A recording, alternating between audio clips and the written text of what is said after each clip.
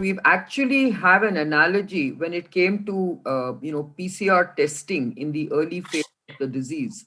If you remember, it was very confined to the public sector when we started off testing the pandemic, and it was only when the private sector was roped in that we started seeing a huge ramping up of testing capacity. And today we can actually do millions a day, unlike the few thousands per day we were doing at the early stage of the pandemic. So we already know the power of combining the private sector with the public sector capacity. So I think this is a no-brainer. It has to be done sooner than later. I really believe we have a very narrow window and we must not lose time, because we don't want vaccines piling up in warehouses and not really deploying them in people.